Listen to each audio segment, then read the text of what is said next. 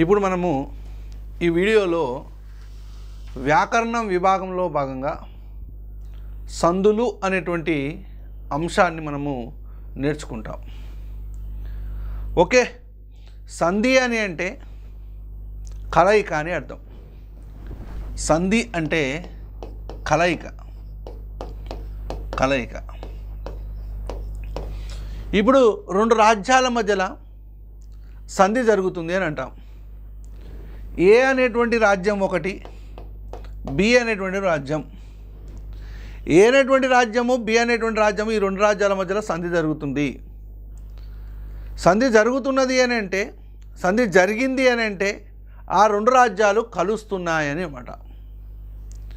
ఇప్పుడు రెండు రాజ్యాలు కలిసినప్పుడు ఏమవుతుంది? ఈ రెండు రాజ్యాల్లో మార్పులు వస్తాయి. ఎట్లా వస్తున్నాయి అంటే, ఇప్పుడు ఏ అనే రాజ్యంలో కొన్ని ఏనుగులను బి అనే రాజ్యానికి ఇస్తారు, కొంత ప్రాంతం అనేటువంటిది బి అనే రాజ్యానికి ఇస్తారు, మరి బి నుంచి ఏకి కొన్ని ఇస్తారు. ఇట్లా ఈ రాజ్యాలలో కొన్ని మార్పులు అనేటువంటివి సంభవించడము జరుగుతుంది. అంటే రాజ్యాల మధ్యలో సంధి జరిగినప్పుడు. మరి ఇక్కడ భాష కాబట్టి ఈ భాషలో ఉన్నటువంటి పదాల మధ్యలో సంధి అనేటువంటిది జరుగుతుంది. అంటే ఈ సందులు అనేటువంటి టాపిక్ భాషలో ముఖ్యమైనటువంటి అంశంగా మనము చెప్పుకోవచ్చు. రెండు పదాలను కలపడమే సంధి. సంస్కృతంలో రెండు అచ్చుల కలయిక సంధి. సంస్కృతంలో రెండు అచ్చుల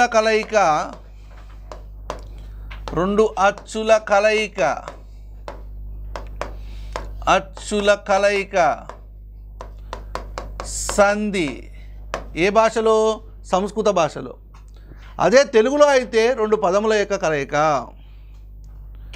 తెలుగులో రెండు పదాల యొక్క కలయిక సంధి, సంస్కృతంలో రెండు అచ్చుల యొక్క కలయిక సంధి. అసలు యాక్చువల్గా మరి సంధికి మామూలుగా నిర్వచనం ఏమైనా ఉన్నదా?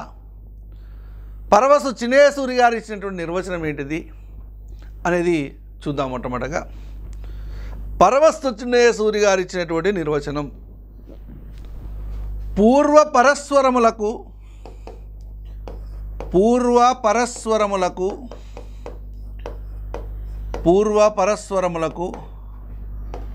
పరస్వరము ఏకాదేశమగుట,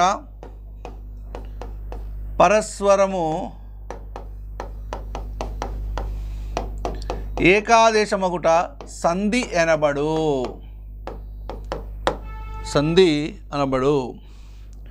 పూర్వ పరస్వరములకు పరస్వరము ఏకాదేశమగుట సంధి అనబడును. అసలు పూర్వస్వరం అంటే ఏంది, పరస్వరం అంటే ఏందో తెలవాలి. ఇప్పుడు రెండు పదాలను కలపాలని అనుకుంటున్నాము. రాముడు ప్లస్ రాముడు అనేటువంటి ఒక పదము, అదేవిధంగా అతడు అనేటువంటి ఇంకొక పదము. ఈ రెండు పదాలను కలపాలనుకుంటున్నాను.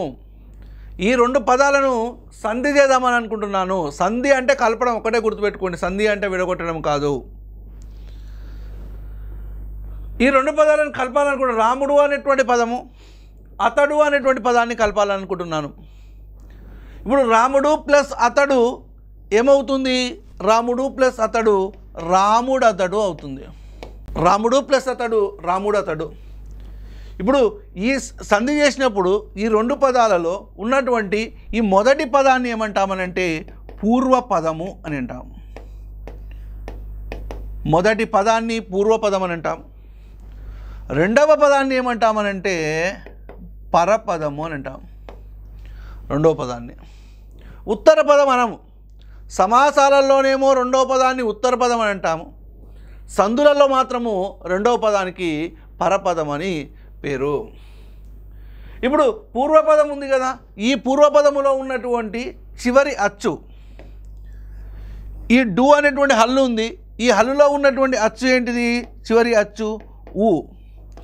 ఈ ఊ ఏమవుతుందనంటే పూర్వస్వరము అవుతుంది. పూర్వస్వరం అంటే మొదటి పదములోని చివరి అచ్చుకు ఏమని పేరు అని అంటే పూర్వస్వరము అని పేరు. తర్వాత రెండవ పదమైనటువంటి అతడు. ఈ అతడు అనేటువంటి పదములో మొదటి అచ్చు ఏంటిది? ఆ. ఈ మొదటి అచ్చుకు ఏమని పేరు అంటే పరస్వరము అని పేరు. ఇప్పుడు మనకు పూర్వపదం అంటే ఏందో క్లారిటీ వచ్చేసింది, పరపదం అంటే ఏందో క్లారిటీ వచ్చేసేసింది.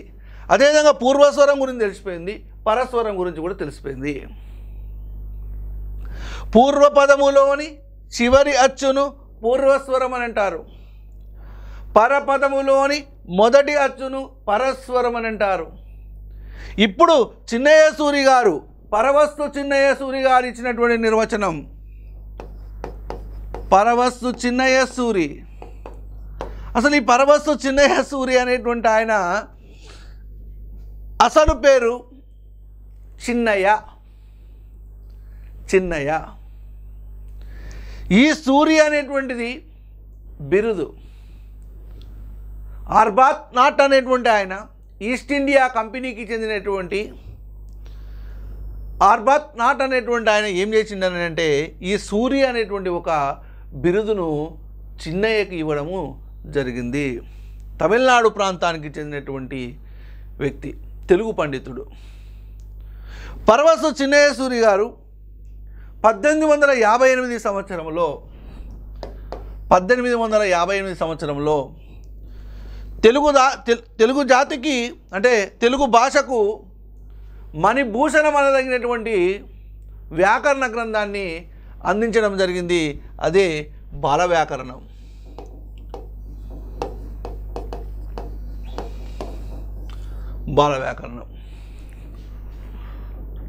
ఓకేనా? ఈ బాల వ్యాకరణాన్ని పరవస్తు చిన్నయ్య సూరి గారు అందించడం జరిగింది. బాల వ్యాకరణంలోని భాగాలకు ఏమని పేరు అని అంటే పరిచ్ఛేదాలు అని పేరు. పరిచ్ఛేదాలు. ఏదైనా అదనపు సమాచారాన్ని చెప్పినప్పుడు అక్కడ మీరు రాసుకోవాలి. అంటే పుస్తకంలో ఉన్నటువంటి సమాచారంతో పాటు వివరణలో భాగంగా ఇంకా ఏమైనా అదనపు సమాచారాన్ని చెప్పినట్లయితే ఆ సమాచారాన్ని అక్కడ నోట్స్లో మీరు రాసుకోవాలి. ఓకే, పరిచ్ఛేదాలు అంటారు. బాల వ్యాకరణంలోని భాగాలకు పరిచ్ఛేదాలు అని పేరు. ఆ పరిచ్ఛేదాలు ఏంటంటే 10. ఈ 10 పరిచ్ఛేదాల్లో మొట్టమొదటి పరిచ్ఛేదము సంజ్ఞా పరిచ్ఛేదము. మొట్టమొదటి పరిచ్ఛేదము ఏంటంటే సంజ్ఞా పరిచ్ఛేదం. ఓకే, ఈ పరిచ్ఛేదాల్లో ఒక భాగమైనటువంటి సంధి పరిచ్ఛేదం ఉంది. ఆ సంధి పరిచ్ఛేదంలో పరవస్తు చిన్నయ్య సూరి గారు సంధికి ఇచ్చినటువంటి నిర్వచనము ఇది. పూర్వ పరస్వరములకు పరస్వరము ఏకాదేశమగుట సంధి అనబడును అనేది పరవస్తు చిన్నయ్య సూరి గారు మరి సంధికి ఇచ్చినటువంటి నిర్వచనం. ఓకే, ఇప్పుడు పూర్వస్వరం అంటే ఏందో తెలిసింది, పరస్వరం అంటే ఏంటో తెలిసింది. పూర్వస్వరం పూర్వ పరస్వరములకు పరస్వరము ఏకాదేశమగుట సంధి అనబడును. ఇప్పుడు పూర్వ పరస్వరములకు పూర్వస్వరము పరస్వరము ఈ రెండు కలిసిపోయినప్పుడు రాముడు అతడు అన్నప్పుడు ఇక్కడ ఏమొచ్చింది? ఆ వచ్చింది. మరి ఆ అనేది పూర్వస్వరమా పరస్వరమా? పరస్వరం. మరి ఏమి ఏకాదేశమైంది? పరస్వరం. ఏకాదేశం అంటే ఒకటే గుర్తుపెట్టుకోండి, రెండింటి స్థానంలో ఒకటి రావడము ఏకాదేశం. ఒకదాని స్థానంలో ఒకటి వస్తే ఆదేశం, రెండింటి స్థానంలో ఒకటి రావడాన్ని ఏమంటారు అని అంటే ఏకాదేశము. ఏక అంటే ఒకటి, సంస్కృత పదం అది ఏక అంటే. ఓకేనా? రైట్. రాముడు ప్లస్ అతడు, రాముడు అతడులో ఇక్కడ రాముడు అతడు అన్నప్పుడు ఇక్కడ పరస్వరం అనేటువంటిది రావడము జరిగింది.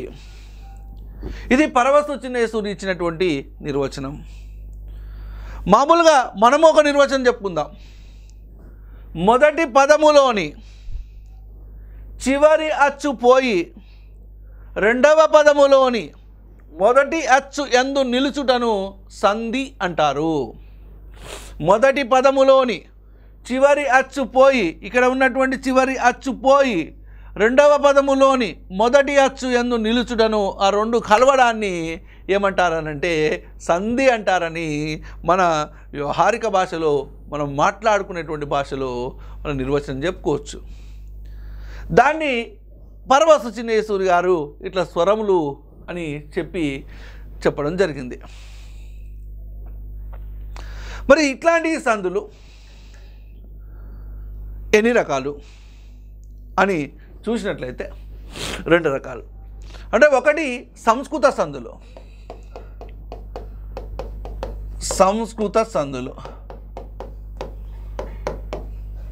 2 తెలుగు సందులు.